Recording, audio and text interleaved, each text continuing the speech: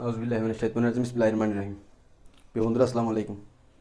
কাছের এবং দূরের যে যেখান থেকে আমার এই ভিডিওটি দেখছেন সকলকে আমি চট্টগ্রাম দক্ষিণ জেলা জাতীয় যুব সংহতির পক্ষ থেকে আন্তরিক শুভেচ্ছা ও অভিনন্দন জানাই।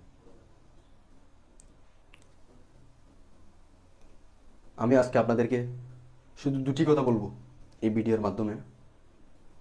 যে দুটি কথা বলার জন্য আমি আপনাদের মাঝে এই ভিডিওটি নিয়ে এসেছি, সে কথাটি হচ্ছে, আপনারা জানেন ব্যারিস্টার আনিস, রুহুল আমিন হাওলাদার, মুজিবুল হক চুন্নু এবং কাজী ফিরোজ রশিদ এবং এতে তাদের সাথে যারা আছে তারা অতীতে কীভাবে জাতীয় পার্টির ক্ষতি করেছেন, জাতীয় পার্টিকে ধ্বংস করার যে পরিকল্পনা তারা হাতে নিয়েছেন।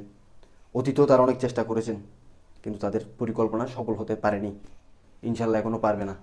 জাতীয় পার্টি জি এম কাদের নেতৃত্ব ঐক্যবদ্ধ আছে, ঐক্যবদ্ধ থাকবে।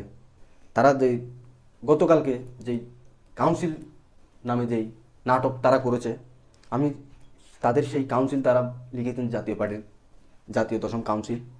আমি তাদের এই কাউন্সিলকে জাতীয় পার্টির কাউন্সিল বলবো না, কারণ তারা জাতীয় পার্টির কাউন্সিল করার কোনো এখতিয়ার রাখে না। জাতীয় পার্টির তারা কেউ নয়, তারা জাতীয় পার্টির কেউ নয়।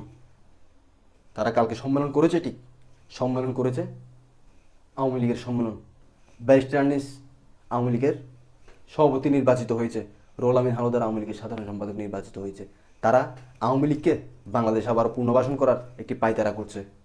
আপনারা জানেন অতীতে তারা আওয়ামী লীগের সাথে হাত মিলিয়ে কীভাবে বিভিন্ন নির্বাচনে আওয়ামী লীগকে তারা সহযোগিতা করেছেন।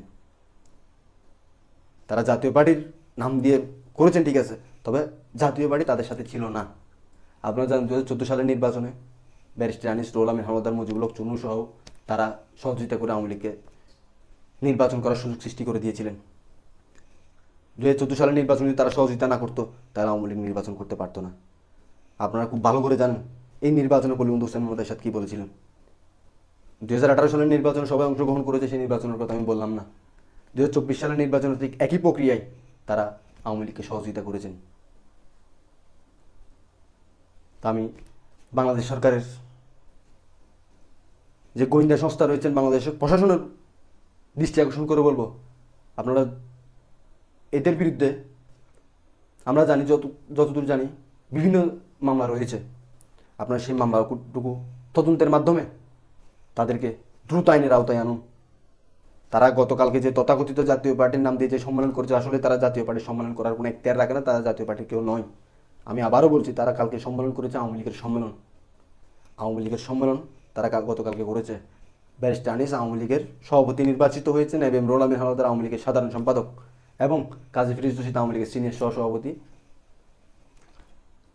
এভাবেই তারা কালকে যে সম্মেলন করেছে সেটা করেছে। তার বড় একটি প্রমাণ, আওয়ামী লীগের 14 দলের যে সহযোগী আনোয়ার হোসেন মঞ্জু সেই প্রোগ্রামের প্রধান অতিথি ছিলেন।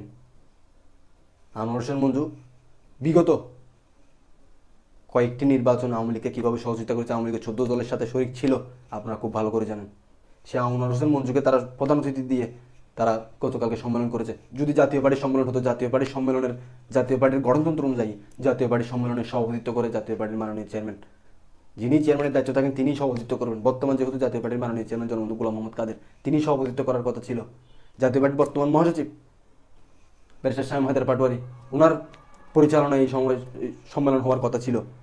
সব মহাসচিবের কথা আমি বাদ দিলাম, কিন্তু চেয়ারম্যানের সভাপতিত্ব হতে হবে, কারণ তারা জাতীয় পার্টির সম্মেলন করেনি, তারা আওয়ামী লীগের সম্মেলন করেছে।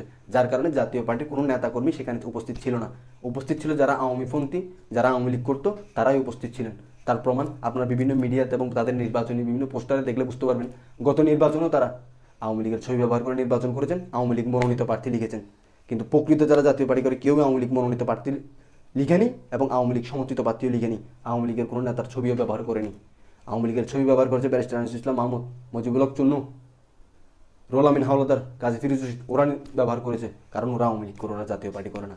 তো আমি প্রশাসনের দৃষ্টি আকর্ষণ করবো, যত দ্রুত সম্ভব এদের আইনের আওতায় আনুন। অন্যথায় বাংলাদেশে আওয়ামী লীগকে আবারও পুনর্বাসন করার জন্য তারা যে পায়তারা করছে, তারা আবারও আওয়ামী লীগকে পুনর্বাসন করে ছাড়বে। ধন্যবাদ সকলকে, আসসালামু আলাইকুম।